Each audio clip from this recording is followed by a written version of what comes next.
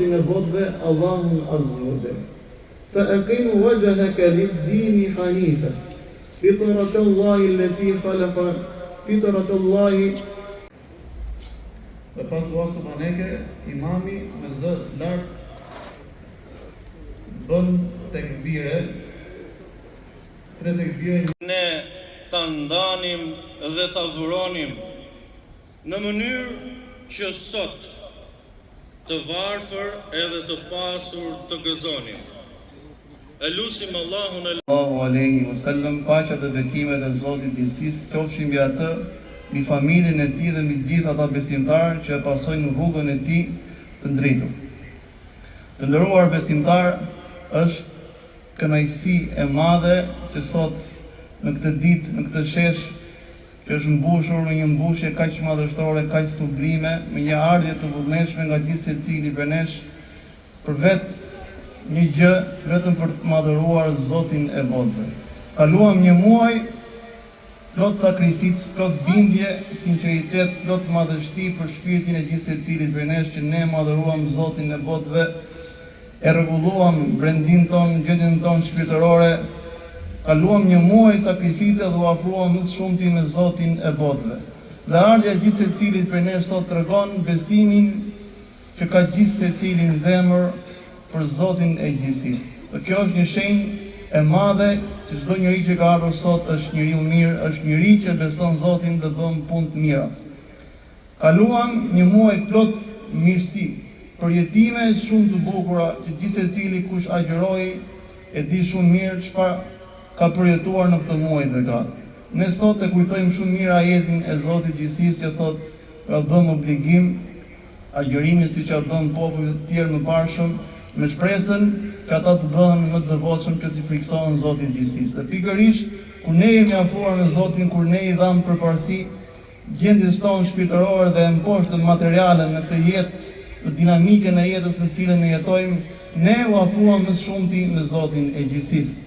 Ne kuptuam që adhurimi i Zotit e zbukuron jetën tonë. Nuk e ngarkon jetën tonë, por adhurimi dhe nënshtrimi ndaj Zotit gjithësisë e mban njeriu në ekuilibra të natyrshëm siç e ka krijuar Zoti i gjithësisë. "Wa ma khalaqtul jinna wal insa illa liya'budun." Unë nuk i kam krijuar gjindët edhe njerëzit vetëm se të më adhurojnë mua, thot Zoti i gjithësisë. Dhe kjo është detyra më sublime që bën njeriu në këtë botë të përkohshme, është që të adhurojë Zotin e gjithësisë, që është i gjalli, i përjetshëm, që nuk vdes asnjëherë dhe na jep gjithmonë vetëm të mira në jetën tonë. Dhe adhurimi vetëm se zbukuron jetën e kësaj bote për qenien njerëzore. Prandaj adhurimi është i lehtë, e zbukuron dhe lehtëson barrën që ka mbi supë njeriu. Njeriu është qenie e dobët dhe adhurimi e lehtëson çdo barrë që njeriu e ngarkon veten në këtë botë të përkohshme. Kjo jetë është kalimtare, është e përkohshme dhe ne do të largohemi një ditë nga kjo botë e përkohshme. Prandaj duhet të rregullojmë raportin me Zotin e gjithësisë në çdo ditë të jetës. Zoti i gjithësisë na tregoi një model që ne të dimë si të përballemi me provat e jetës. Dhe modeli është që ne të adhurojmë Zotin e gjithësisë, ne të largohemi nga veset e këqija, të largohemi nga punët e liga dhe të jemi më afër Zotit të botëve, Allahut, krijuesit të botëve, krijuesit të Zotit, ai është Zoti i gjithësisë. Një jetë e disiplinuar, një jetë me rregulla, që ne u larguam nga gjërat që Zoti i ka ndaluar dhe ishim afër gjërave që Zoti i ka bërë të lejuara, në fakt na zbukuruan jetën tonë dhe ne ishim më të qetë. Ne ishim njerëz më human. Gjendja jonë shpirtërore u qetësua disi, sepse për vetë faktin ne shkuam pranë madhështisë së Zotit gjithësisë, e ulëm egon tonë dhe u lartësuam. Dhe njeriu kur e ul egon e tij, ai lartësohet, dhe kur ka mposhtur materialen, ai e lartëson gjendjen e tij shpirtërore të nderuar besimtar. Ramazanin ta agjërojmë ditët e tij dhe të ngjallemi shpirtërisht në netët e tij. Sot jemi mbledhur në një ditë të madhe, në një ditë gëzimi, por edhe në një ditë reflektimi. Vëllezër dhe motra të nderuara, Nuk është madhështia e kësaj dite vetëm të rrobat e bukura dhe tek rrobat e reja që kemi veshur sot, por se madhështia e kësaj dite është në zemrat që janë pastruar mbas këtij muaji të begat. Nuk është bukuria e saj vetëm në buzëqeshjet, por në mëkatet që janë falur. Sot është dita kur zemrat duhet të jenë më të pastërta se kurrë. Sot është dita kur falja duhet të jetë më e lehtë se kurrë. Sot është dita kur dashuria për njëri tjetrin duhet të jetë më e fortë se kurrë. Prandaj, le të fillojmë këtë ditë jo vetëm me fjalë gëzimi, por me një vendim të madh në zemër, që të mos jemi pas Ramazani sikurse ishëm para tij. Vëllezër dhe motra të nderuara, Ramazani erdhi tek ne si një musafir i dashur. Na mësoi durimin kur ishëm të uritur. Na mësoi sinqeritetin në Zotin e lartëmadhëruar kur askush nuk na shihte.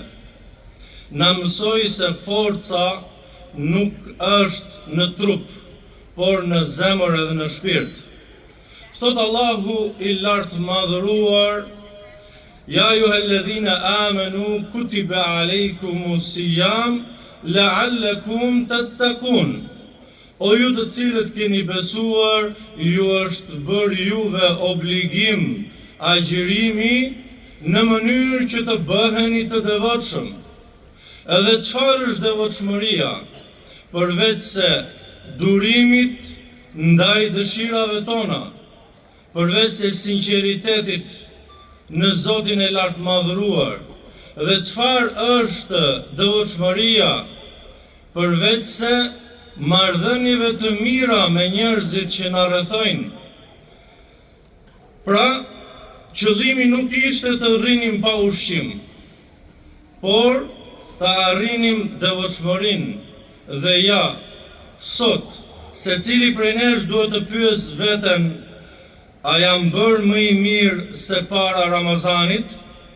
Profeti Muhammed, paqja edhe bekimet e Zotit qofshin mbi të, ka thënë: kush nuk e lë fjalën e keqe edhe veprën me të, nuk ka nevojë Allahu i lartëmadhëruar që të lej ushqimin edhe pijen. Gjithashtu, profeti jon i dashur ka thënë: agjërimi është mburoj. Kur dikush prej jush është i agjërushëm, le të mos flas fjalë të turpshme dhe të mos bërtas, edhe nëse dikush i vjen me të keq, ai t'i thot: unë jam i agjërueshëm.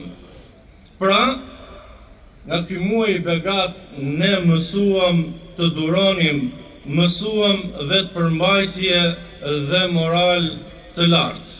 Për syt dhe për zemrën. Sot është ditë Bajrami, ditë gëzimi, por edhe ditë përgjegjësie, sepse e vërteta nuk është suksesi që arritëm Ramazanin, por sukses është që Ramazani të mbetet tek ne.